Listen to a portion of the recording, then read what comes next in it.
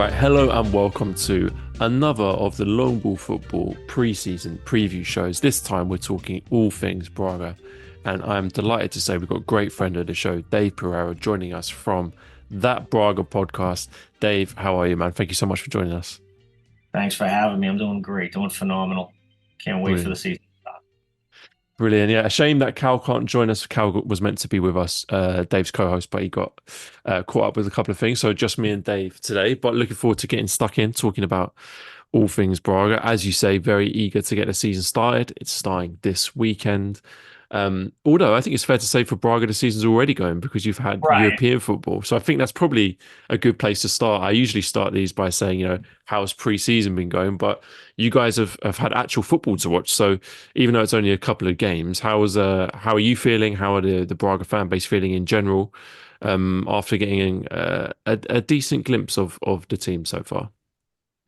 Um, I think right now the jury's still out. There's mixed reviews from within the fan base Mm, as far as what they expected, what they're seeing, and there's been a massive change in from where they were last year. And there was a good amount of departures for a transfer market that seems like it's stalled right now. None of the big names have seemed to really move yet in Portugal, and Braga seemed to clean house right away. They're like, we're gonna cut some of these older guys we had. We have to go younger.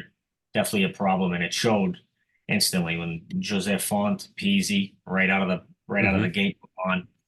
Um, Jallo was already done in January. We already knew that. So there was that we did some business right away and just kind of just filled in some of those spots. Um, I can't say it's funny, and I'm sure we'll get into it later. I don't think we're necessarily the roster's closed yet. And I'm not sure we actually improved dramatically. I don't think we dropped off too far, but there's definitely a downgrade in some positions. But I do believe we have a better coach. So although the team might not be as tactically sound and fans might not be as confident in the abilities of the players, I do think we have a better coaching staff right now. Yeah, I mean, I feel like we're doing four of these with guests, Benfica, Sporting, Porto, Braga, and I feel like perhaps alongside with Porto, Braga have had the most changes over the summer, and there's the most to talk about. So we'll get stuck into all of it, of course.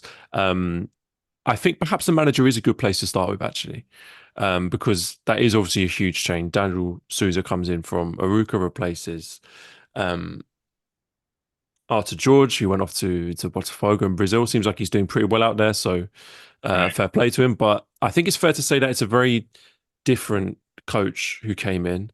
I think they got very different styles. I think Daniel Souza is a much more, um, I think probably a more attacking coach and probably a more demanding coach, perhaps in terms of the system that he's going to ask the players to play.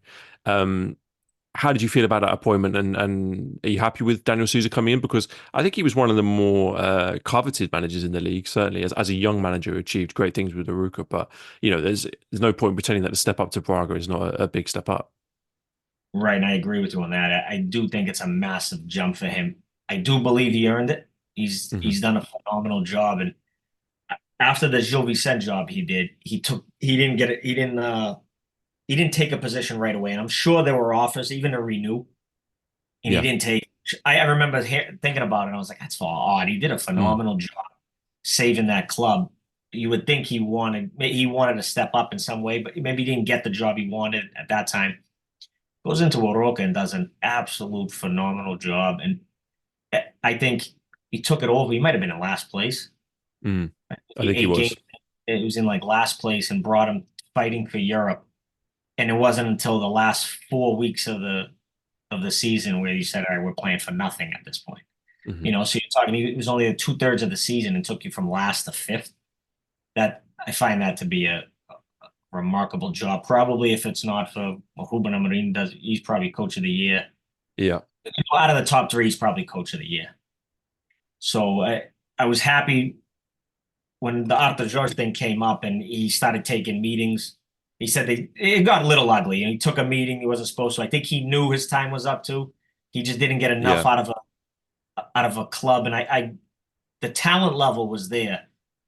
And they just didn't they didn't play well enough, and it's odd. And nobody expected them to, take first place in the league, but they did expect better quality football, and he didn't show that. Now he got results his first year. The second year just wasn't there with a better team. So when his name started coming up, I was happy to hear it, but it is a massive step up for him. Now he went into both those last two coaching jobs. He goes in knowing he has to salvage what he can with what he has. Now he's taken a step up in club and expectation, and now for the first time, he gets to pick the groceries for the meal he's cooking. I think it's a different dynamic for him. Let's see if he's up to it. I think tactically he's a good coach. Um, it's funny. One thing I did notice with his press conference when he was introduced, and now still he doesn't have that charisma yet and that comfortability in front of a microphone. So he Mm, still seems a little nervous talking. And that's something that like I think the communication department and is going to have to mm, work on, but it's a part of the job. You have to be able to relay your message to the fan base. You've got to be able to, be the first one through the door, always get shot, right? It's the motto of war. So he's going to have to deal with all the pressure from the media now asking him questions and have that ability to talk and relay his message and defend his players, even if he doesn't necessarily think he deserves. It's a different. He's battling the media now, and I don't think he's ever mm. had to do that in the past. So I'm intrigued to see how he does that. Um, how he started off so far. The Bonza thing worries me, right? So he's going to get sold. He hasn't been playing. Wasn't called for this last Europa thing. I wonder if he's allowed to pick any of the groceries.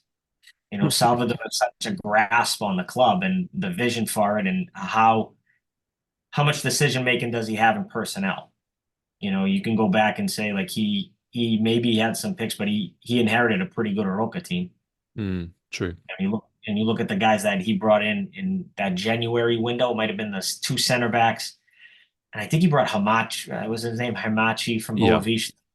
And I thought he would have done better. I didn't see enough of him.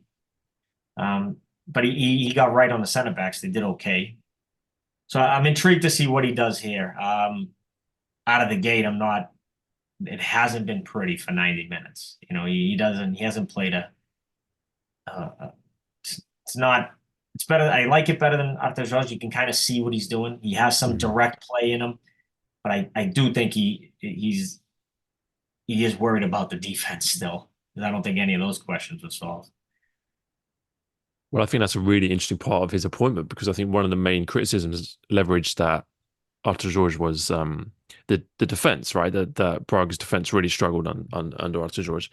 Um, that said, I don't think I would have necessarily chosen Daniel Souza as the manager to come in and fix the defense. He's a great manager, and I think and I personally feel confident that he will get Braga playing good football, but it's going to be a little bit gung ho. It's going to be a little bit chaotic at times. That's how he got his Aruka team playing, and he got Aruka playing really great stuff. I mean, you look at the game they put together against Porto at home last season. That was probably for me the best example of Daniel Souza executing his football the way he wants to, in the way that Aruka were just so relentless in how they got forward. They were brave and positive, and they were able to get past one of the best teams in the league multiple times.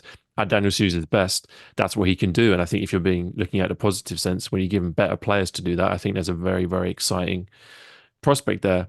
But you mentioned some very interesting things as well. I think when I look back to Artur George, and I agree completely when you say that there is just this feeling that he underachieved with what he was given. That summer, last summer, when there was a lot of investment and he was given big players for once, and perhaps didn't live up to expectations. You sense then, as Artur George himself was the youth team coach promoted, that maybe the next logical step is for Braga to say, well, let's bring in someone with experience to match these experienced players. And we'll come on to the transfers very shortly, but a lot of the experienced players left and another inexperienced manager came in. So I think it's a really interesting appointment. For me, I still feel very positive about Daniel Souza. I think he's proven that he's probably, for me, one of the best tactical managers in the league. Very interesting to hear from yourself that perhaps what he needs to develop next is that leadership. and no confidence, because that's going to be huge. Let's get stuck into the transfers though, because I mean everyone loves transfers, and as you say, was a big kind of overhaul in the summer. Some big departures: Alvaro Gello to Athletic Club for 15 million euros, Rodrigo Gomes to Wolves for 15 million euros, Abel Ruiz. I mean, I think if he divided opinion a little bit, but a 9 million euro fee from Girona in Spain. And then, as you say, some of the more experienced players, Jose Font, Pizzi, even Christian Borja leaving. Right. Um, how do you rate the departures on the whole? Because I think it's, yeah, I think it's good value for Jello, considering he was always going to leave. He was never going to sign a new deal. So you had that aspect of it. And I think with Rodrigo Gomes, perhaps slightly disappointed that he didn't just have one more season at Braga to kick on. Great season at Estoril. Maybe you see the progression as one more season at Braga increases value even more and then go for more. But I do kind of understand, because between Jallo, Gomes and Abel Ruiz, that's nearly 40 million euros in transfers. So in that sense, I do kind of understand why some of those departures happened. And as you say, we could also see Banza leaving, a big striker. So the fees make sense to me, but that's quite a few key players leaving. Yeah, that the Jello one you knew in January, and you Mm, kind of felt it at his age. I think he was like 24 already. So this is he's knocking on the door of him. This is going to be roughly, if not in the next one, mm, this is his contract for his career, right? You're 24 to 27 is 27 is probably your last chance to get a good mm, contract. This is probably the window where he's like, I'm at my peak now. I have interest from another club to raise my salary. You knew in January I think he wanted to leave in January. mm, I think there was a come that January window, there was a drop in his production amongst other players, but his was noticeable. He was so good in that first half of the year. Um, 15 million, I find it fair. I don't think we're a club who has the ability to overly inflate. I mean, we've had some times in January where the Vitinga deal for 30 million was wild, phenomenal. I don't think he was worth it then, but again, the mm. market is what dictates that. I do think 15 million for him was all right. Rodrigo Gomes was an interesting one because you would have loved to see him back here, right? Hmm. But when he was here, he couldn't break into that front three. We didn't play a 3-4-3 where he could be like a wing back, where that was going to work for him, because it seems Hmm. like what he's playing now, or what he played at Estoril, and where he obviously made a phenomenal impact in the league. He's playing up front for Wolves from how I watched them in a game, which I found interesting, and maybe Hmm. that'll work from him. But when his time in Braga, it didn't seem like he had the ability to play that position. And when you look at what's there now, is he going to play over Ricardo Horta, Bruma, Roger. Roger? At the time, Roger wasn't. Come the summertime, Roger wasn't necessarily. You didn't really know if he was going to play over those guys. Hmm. So would his value have gotten higher? Maybe they just felt this was the best time to move on for him. The Abel Ruiz deal, he's one of those players where you rooted for. You're like, come on, you're Yeah. right there. Just missing, you're missing that it factor, right? That put the ball in the net. Can you put the ball in the back of the net? So you got your money back in theory from him. I mean, his deal was, I think, 8 million, Hmm. but it was a $30 million sale from Trincão to Barcelona. Barcelona then made you pay 8 million for him. So it was like him and Hmm. 20 something million for Trincão. You got your money back, and now you just got another winger. Yeah, another winger came in that $9 million deal for Abel Ruiz. The Christian Borja deal was just kind of, from what I understood, Sporting was paying half his salary for the four Okay. years that he was still with Braga. If he was on Braga, the deal said they would pay half his salary or majority of it. And I think that just came up. So Braga said, I don't think he valued him at a full, whatever his salary was. I don't think they valued him at that amount. So they think that was just a financial decision made. Um, the Bonza deal on a staying with departures here, that's coming. And that might be a systematic thing. If you watch the way Daniel Souza's been playing out, he presses like crazy. Hmm. And they brought in a young Moroccan striker who's, although he might not be as clinical in front of the net, doesn't seem like it yet, but he fights and he battles and he runs through, which is nice to see. But I don't think Bonzo is that guy anymore. Hmm. He's not going to press for 60, 70 minutes running around the front. Um, and then Andre Horta, which is a heartbreaker for me. I'm a big fan of I his know. game, the way he plays. I think there's a spot for him on this team, and I just don't think he wants to sit on the bench if he's playing in Braga. Maybe he's fine with it in other places, getting paid a little more. I think in Braga, he's like, I'm just not coming. I don't want to be on the bench here anymore. So that's Yeah. fine. So it was there were some big names gone. Um, but I mean, I'm enthused about some of the players we brought in. We had to address the center back spot. And although I'm a big fan of Nyakate, I think he's done a phenomenal job since January, since he got back from AFCON, or what was maybe it wasn't AFCON, League of Nations. Hmm. He's done phenomenal. So you knew he was going to start on that left side. They brought in Bamboo from, which I think that's a Daniel Souza Yeah. obviously reference. Sadly, he's already hurt, so I would have liked to see them just from a speed standpoint. Hmm. Jose Font didn't have the speed, knowing how high Braga plays up the pitch. Their central defenders are so high up. You got to have a guy to be able to chase down attacking players.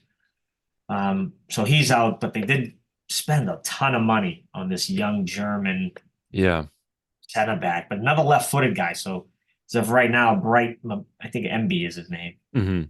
Um, Comes with a pedigree from a lot of big clubs. I guess none of them stuck, but Chelsea, Bayern Munich, and it's another left-footed center back. And right now, you have two of them playing back there. So maybe for speed, you'll be okay. But I don't know. Yeah. I'm interested to see that. João Marques from Estoril, that was done in Hmm. January too. Big fan of him. I think he kind of comes to take that spot of Peasy, that Yeah. attacking midfielder winger role, Hmm. but younger, more upside right now. And although maybe decision making's not there like you get from a Peasy, you get the Hmm. athleticism, the shooting from the outside that he can do because he's willing to take shots. Hopefully he can get in. He hasn't played much, oddly enough. I haven't seen him in there much. Yeah. Um, and then probably the one that I'm most intrigued by is this young kid they got from the team that Coates went to from Sporting. Nacional and yeah, yeah. Yeah, so they got this kid, Thiago Helgueira. The praise of this kid is phenomenal. Like, yeah, I haven't Hmm. seen. If you go, I mean, you can go down the dark hole in the web and see videos and references and everybody talking about him. But the overall consensus was they were extremely disappointed that he left this early. And Okay. from the 20 minutes I've watched of him, and we haven't been able to replace Al Musrati since he Hmm. left and he got injured, and that's been noticeable. João Moutinho has done well, but he's not that type of player. Hmm. He's not going to break up passes, intercept passes, and be able to construct and lead an Hmm. offense. This kid brings I'm not saying he's going to be Al Musrati, but he brings what you saw in that. Hmm. And I'm really intrigued because I don't think Gorby has that is enough right now. When you watch this Yeah. last match, Gorby didn't seem to have this connection with Zalazar that it worked out well. Hmm. So I'm hoping this kid, he's been hurt. He just finally got back, so I don't think he's in form yet. I'm intrigued to see what he can do as a substitute coming in as a third midfielder in this club. Yeah, I mean, as you say, there are obviously some really interesting signings and lots of signings, which is, I think, something that had to happen. Yeah. I'm interested. I'll run through just a few of the details. Actually, as you say, the centre back Bright Array and B from Hanover, 21-year-old centre back for 6 million euros. That's for a club like Braga. It's a big investment. So obviously a lot of hopes pinned on him.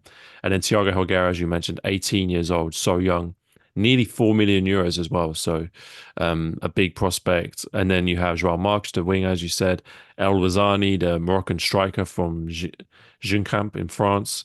A young Spanish striker, Roberto Fernandez from Malaga. A Polish left back called Bartolomew Vodovic, Mhm. signed from the Polish league, and as you say, Robson Bamboo. And Gabriel Martinez, the winger who came for free the other way from Girona. So lots of signings. I mean, the theme there is that they're all young players, other than Bamboo. They're all under 23.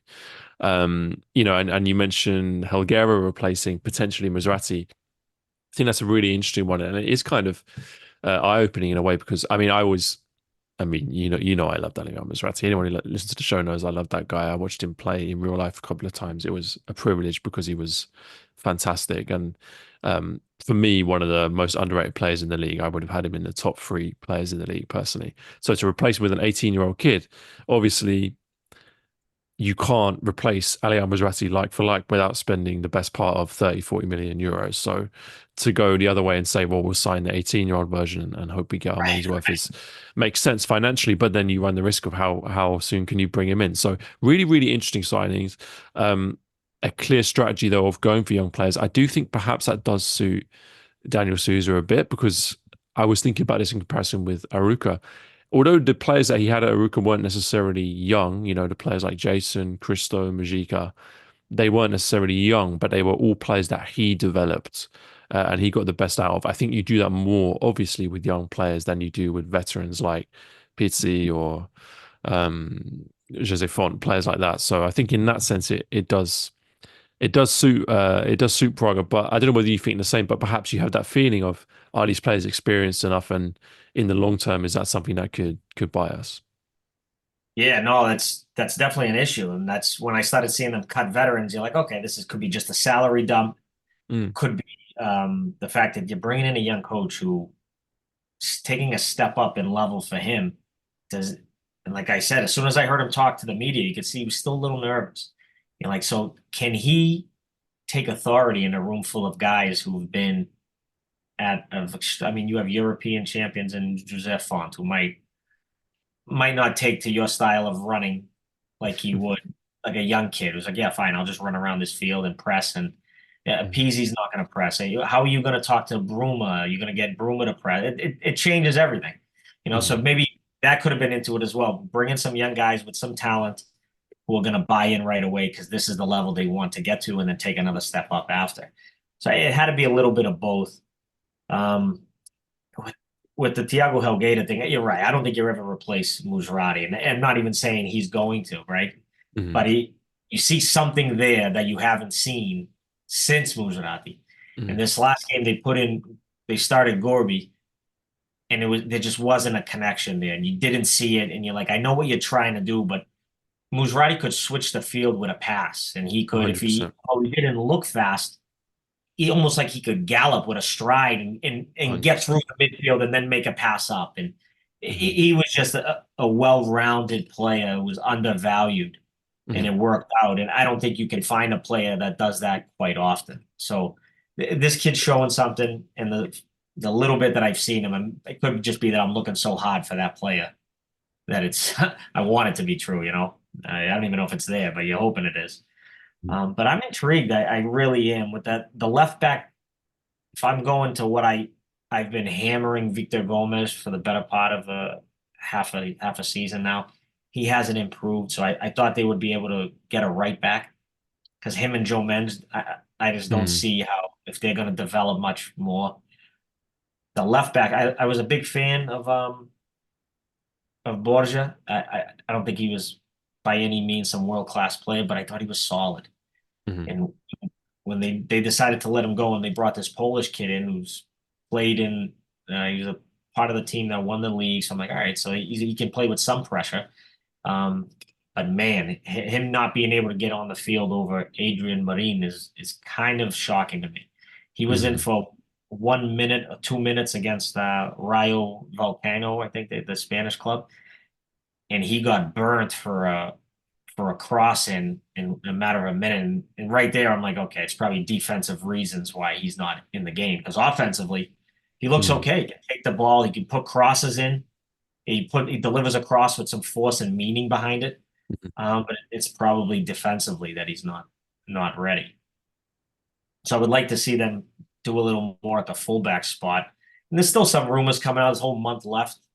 I don't know if they get anything done, but you do hear some rumblings on they went in for another fullback, and hopefully something comes out of it. I'm intrigued. I do think he has quality players. I'm shocked they did a deal with Malaga, given the whole Ricardo Horta fiasco. Right, I right. found it to be pretty. That's just Antonio Salvador in a nutshell. It's on, bad blood, put it behind us. Let's just strike a deal. So I found that interesting. But I'm skeptical. I'm a little worried. From you want them to progress, especially in Mm. Europe right now with today's news and how it Yeah. looks. You would see them do well, but I understand. I do think this is a new coach. It's going to take time. You had 2 years of a guy who was willing to sacrifice all defensive responsibilities to get a goal. And after George, maybe it was because he knew these guys were no good. Maybe he knew his defense, no matter what he did, was not good enough to hold a score line at 1-0. Hmm. He's like, we have to, and then maybe that's just the way he thought. He's like, they're not good enough. Doesn't bring in any coach you want. These guys are not good enough to close the lines down and stop a team from scoring. So we'll see how it goes. I'm enthused, but I'm also, I understand. I don't think we have the same expectation we did when we had guys like. I think he's still going to end up on the roster. Ronnie Lopes has been off the side practicing by himself. Right. I don't think he was a favorite of Arthur George. I do think eventually he probably comes back into the roster to battle it out with Roger. I Hmm. think. I Hmm. just if you're going to pay the guy 2 million or $1 million a year is the rumor or something, but you're probably going to have to just put him on the pitch. Yeah. And then the Roger thing. Roger in general seems like an addition, knowing the fact that he almost left. Well, I'm sure his Contract. agent would say he was always happy to stay at the club. Yeah, sure, right. But I mean, you use the word expectation, so it brings me nicely on to my last question about how you were feeling ahead of the new season. You mentioned Europe as well, obviously. Um, the Europa League qualifying going well so far, but tougher games to come. I believe the potential draw was playing Servette next, and then potentially Trabzonspor, and I forget another club, but an opportunity to get into the Europa League group stages. And of course, in the league, I think there's a lot more caution around the expectations because last year, perhaps people got a bit carried away with some of the names that were brought in, and perhaps some of the bigger clubs who were struggling a little bit, and about this opportunity to get high up the table. Feels like there's a bit more caution and reservation around Braga at this point. Yeah, with last year's expectation, it's funny. I don't even think it was. I mean, granted, you get any possibility of quality on your team, and you're like, all right, we got to set the bar high, see how it goes. Portugal's tough. Portugal, it's not like Brazil where a team can be up 9 points, 10 points. If in Portugal, if you're up 10 points, you pretty much you're Yeah. already saying, we're out of it. There's no chance in recovery. And then it's very difficult. But I think it's where you have to be. I mean, uh, how many clubs, right, in this league, and I admire the league. I watch as much as the league as I can. How many clubs would you say try to make Europe? If you had to put a number to it out of the 18, At a real push, you say six, but really it's four, maybe five. right? So if everybody else seems like they're fighting not to go down, Exactly. and it's that's 12 to 13 teams. If we're, you know what I mean, Hmm. if that's a lot to that all are saying we just don't want to go to the second division. Hmm. Right? Obviously, the big three say they fight for the championships. Vitoria doesn't say they're gonna fight for the podium. They don't. They say we're gonna finish fourth. Hmm. Let's get above Braga. Go from there. Braga's in this spot where they want to take a jump. They seem financially stable to the point where they're better than the clubs below them. But how else do you get? How else do you make that jump? You have to do it now. It has to grow organically, but you got to put some pressure on yourself. So I was happy to see them say no. Players saying we're here to win. Although it might have been a stretch, understood the players were, but you got to do it at some point. You have to be Hmm. willing to battle it out and take all the pressure that comes with it. And obviously they didn't respond well, but I also there was a lot of coaching issues, and from all the blogs you read, there were factions in the locker room, and that January salary dump they made when they moved on with Al Muzradi, Andre Horta, there was a lot going on there that I think Hmm. didn't get released. And in order to take that next step, I do think you gotta have some expectation high. I don't think Braga can just say we're here to come in fourth anymore. It Hmm. just doesn't. You got to have something to play for. That's the only way that you're going to be able to compete in Europe because it's obviously been extremely difficult to Portugal hasn't done well, and Braga has not done well the last few years. I thought they had the ability to get out of their group in the Champions League, the way it Hmm. unfolded, and they just couldn't get it down. The year before, Arthur George did a tough job, and he drew some games. He was up 3-1 away in a game, and he ended up drawing, giving up 2 to 3 goals in the second half. And it just you gotta be better than that. And Hmm. if you don't put that pressure on yourselves and you just say, "Well, we gave it our best," I don't think you get better. So I'm happy with that ability to push. You're not going to see it this year. I think they're still not sure what they're going to do. You're going to break a lot of bad habits with this club defensively. I So agree. we'll see how that works. Europe, I think they played a very poor Israeli team. I Yeah. don't think they didn't come to open the pitch, which I think would have helped Braga. If you got a team that's gonna, I think this next round's gonna be significantly more entertaining. Hmm. Uh, Given the news today that if whoever loses this match and drops down to the conference league is going to take a nice trip up to Stamford Bridge. I think you're going to see two teams that want to play football, want to score, and will hold leads. I don't think you're going to see this um, collapse of a team. I think they understand the importance of this match. Hmm. And I think it's two teams that are going to want to play. Servette, from what I understand, are not just team who just sits back. So you're going to see teams want to play football. And with that Israeli team, it was difficult. Yeah. They just got back and they didn't try to play. So I'm hoping for a better quality game. Yeah. They showed because I don't think they've been firing on all cylinders, and they have not been. They've missed a lot of passes too, which was really odd. So you got to break a lot of bad habits. Absolutely. Well, I said at the beginning that we'd seen Braga in some competitive action, but you are right. It was quite low quality, perhaps, and therefore I think the real tests do start now with the return of the Premier League and with Servette on the horizon. So it's going to be really interesting to um, see What are Braga your thoughts? in the next few weeks. See how it all goes. What do you think of them? Well, I was just about to say I've got to be careful with my expectation with Braga. I've got Braga wrong completely the last 2 seasons in a row. 2 seasons Happy. ago under Carvajal, when Braga almost were at one point within touching distance of first place and then finished in a Champions League spot. Before that season, I said I've never seen Braga further away from cracking the top three.